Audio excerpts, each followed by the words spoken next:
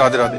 महाराज जी, परमार्थ हेतु इस लौकिक जीवन की समस्याओं के समाधान हेतु मंत्र, चौपाई, नाम जप आदि का जाप बताते हैं। देखो, हमको पहले ये समझना है कि हमारी जो समस्याएं हैं वो आज की नहीं है। पूर्व में जो हमने पाप कर्म किए, पुण्य कर्म किए, वो दोनों हमारे प्रारब्ध बनते हैं आकर इस शरीर में।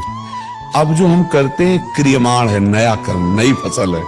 जो पुरानी फसल वो बहुत पक्की है, उसे केवल भगवान नष्ट कर सकते हैं, दूसरा कोई नहीं। मामेव प्रपद्यन्ते माया में तहम तरन्ति ते, वो कह रहे हैं सर्वधर्मान परित्यज्य मामेकम शरणं व्रज अहम त्वां सर्व पापेभ्यो मोक्षयिष्यामि मा शुचा। इसलिए देखा जाता है कि बहुत अच्छे कर्म करने वाला भी कभी कभी भयानक परिस्थिति में, भयानक दुखों से पीड़ित पाया जाता है। क्या वो मिटाने वाली बात तुम कह रहे हो चौपाई? अरे पूरा जीवन हो गया इसी में, तो दोनों किडनी फेल है।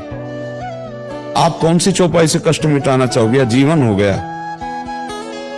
रामचरितमानस जानते हो कैसे पाठ किया है? सुबह 3 बजे बैठ गए, रात्रि तक, बीच में एक बार लघुशंका है, थोड़ा पा लियो, पता चला बालकांड अयोध्याकांड पूरा करते ऐसे आराधना में तब भगवत प्राप्ति का मार्ग पुष्ट किया है। कर्मों को नष्ट करने के लिए नहीं सोचा, तो प्रारब्ध भोग रहे। तो हमारी बात मान लो, चौपाई बोलो, नाम जप करो, मंत्र जप करो, आनंद सिंधु की प्राप्ति के लिए, और जो दुख सुख आवे सो भोग लो। उसके मिटाने के लिए खर्चा मत करो। ये मिटेगा शरीर आज, नहीं तो कल मरेगा ये, और जब मरेगा तो सब कुछ यहाँ का छूटेगा, और इसको मरना पक्का है।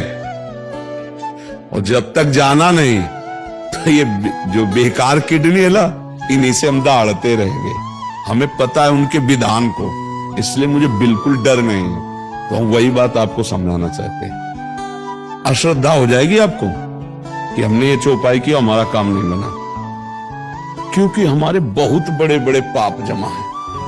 हम 4 मंत्र जपेंगे, सोचेंगे खत्म हो जाए, प्रारब्ध नहीं खत्म होने वाला, क्योंकि बहुत स्टॉक है। वो पूरा भस्म करने का अधिकार भगवत प्राप्ति इससे ही होगा। जब भगवान हमारे सामने होंगे तो हमारे सारे कर्म संस्कार भस्म होंगे। तो हमको भगवान के दर्शन की बात सोचनी, भगवत प्राप्ति की बात सोचनी, कर्म मिटाने की नहीं। नहीं तो हमारा ये जीवन व्यर्थ चला जाएगा, हम कर्म भी नहीं मिटा पाएंगे। भगवत साक्षात्कार होते ही संचित भस्म हो जाते हैं, क्रियमाण निष्फल हो जाते हैं, और प्रारब्ध निष्प्रभावित हो जाता है। तब तीनों प्रकार के कर्म से छुटकारा मिलता है। अब ऐसे हम आपको कोई चौपाई बताएं, कोई नाम बताएं, कोई ऐसे बताएं, भाई ये करो, ये कामना की पूर्ति हो जाएगी। तो हमने चिल्ला चिल्ला करके सत्संग में कहा है, कृष्णाय वासुदेवाय हरये परमात्मने प्रणत क्लेश नाशाय गोविंदाय नमो नमः। इस मंत्र में, ये भागवत का श्लोक है, इस मंत्र में इतनी सामर्थ्य है, हर बंधन, हर कष्ट, हर समस्या का समाधान इससे हो। पर कितने पे होगा ये हमें नहीं पता। आप जपो, जितना आपका पाप है उतने के भस्म करने की पावर, शक्ति आप में आएगी, तब वो भस्म हो जाएगा। जैसे अपने लोग हैं, इसके लिए एक भी नाम नहीं लगाया। इसके लिए नए पड़ी रहे, तो नाम है तुम्हारे मंगल के लिए, नाम है भगवत प्राप्ति के लिए, उसी के लिए रात दिन लगे। नाम जप करो, राधा राधा राधा, जो दुख सुख आवे उसको सह लो, मेरी बात मान लो, तो निकल जाओगे इस माया से। अगर दुख सुख के लिए नाम का प्रयोग किया तो निकल तो नहीं पाओगे, दुख सुख मिट भी नहीं पाएंगे। थोड़ा सोचो, जब भगवान इस मृत्यु लोक में अवतार लेते हैं, तो जो भगवान के माई बाप बने वो कितने तपस्वी होंगे, लेकिन हाथों में हथकड़ी, पैरों में बेड़ी, और राक्षसी स्वभाव वाले कंस के पहरेदारों के बीच में उनको रखा जा रहा था, जेल में। और अवतार कौन ले रहे? जगत पावन करने वाले भगवान।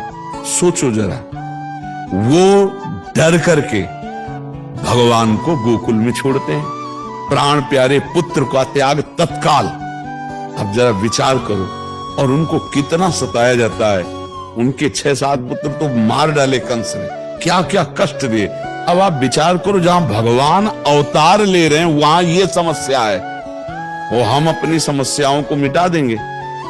भगवान अवतार ले रहे हैं, सुबह राज तिलक होने वाला है, 14 वर्ष का वनवास होता है, वियोग में दशरथ जी प्राण त्याग देते हैं, माता वैधव्य को प्राप्त हो जाती, विधवा पूरी अयोध्या उजड़ जाती है।